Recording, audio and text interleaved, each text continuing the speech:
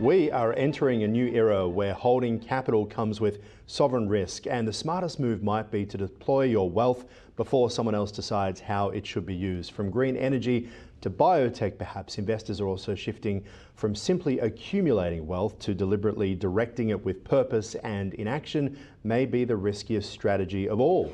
For more, we are joined here at the desks, Dr. Stephen Entiker from CIA Tax, host of Money Matters here at Ticker. Good to see you, sir. Well, I think you've covered my topic perfectly there. So, what I want to get across today is where money flows, meaning will follow. So I don't think there's any doubt at all we're heading into a very challenging era ahead where, industry has really slowed down, hollowed out, too hard to make money.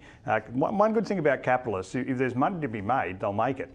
So if business isn't actually investing at the moment in the economies of the world or the industries of the world, there's no profit. There's no reason to. So we've had an era of government borrowing, that's running out.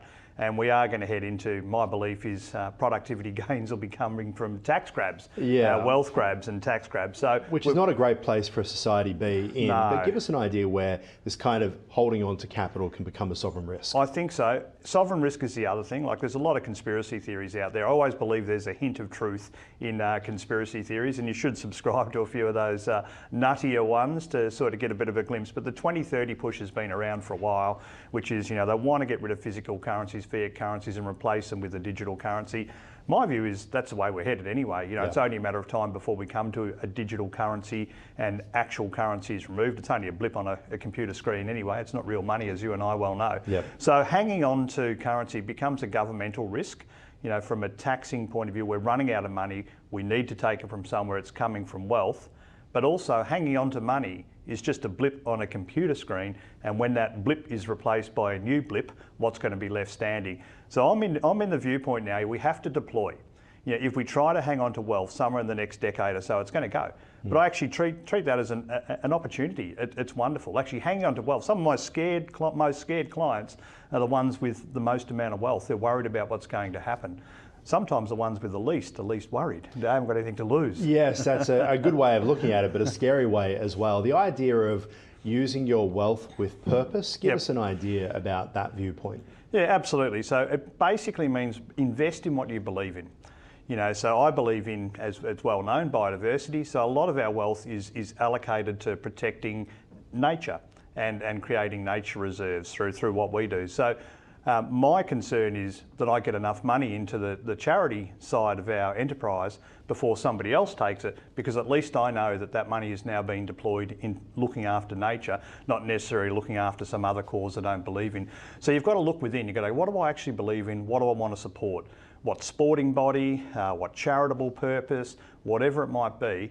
And also keep it strategic, like our Carbon Landscapes business is linked to CIA Tax. People knows our accounting practice is actually doing good things as well. So you've got to keep that strategic purpose in play as well. Personally, I also think if you haven't got wealth, is there any point in building up a lot of wealth that might get grabbed at some point?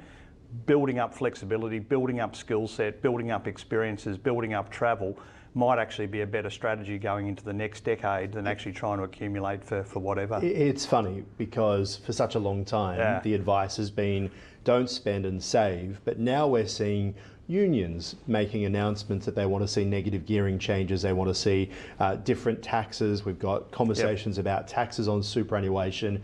It feels like if you have saved and done the right thing, you are now a target. Yeah, exactly right. And I actually believe this is where you've got to look at it and go, the numbers are overwhelmingly pointing to the fact that there is going to be substantial change.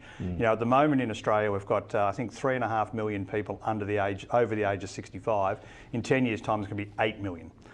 So we have a massive hole in our revenue budget. So things have to change. The sooner you accept things have got to change and get on board with the new paradigm, which is all about having skills, which is having experiences, which is having the ability to be able to recreate under what new world does emerge in the next decade or so, great. And if you have a bit of wealth, it's all about deploying what you've got to try and shape that world for 10 years' time.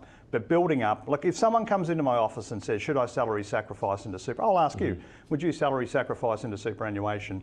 Seeing the changes you've seen in the last 25 years? My concern is that by the time I need my super, it's probably not going to be as readily available as it is now, and there'll be something else, right? And there's that overarching sense that we are heading into a direction where governments can't stop spending because people will only vote for governments that give them free things, and we don't seem to have any desire in the community for change. And when you have that situation, you've got to hang on. Unfortunately, Absolutely. we've got to run out, I'm afraid, but we'll talk to you again soon. Thank you, sir.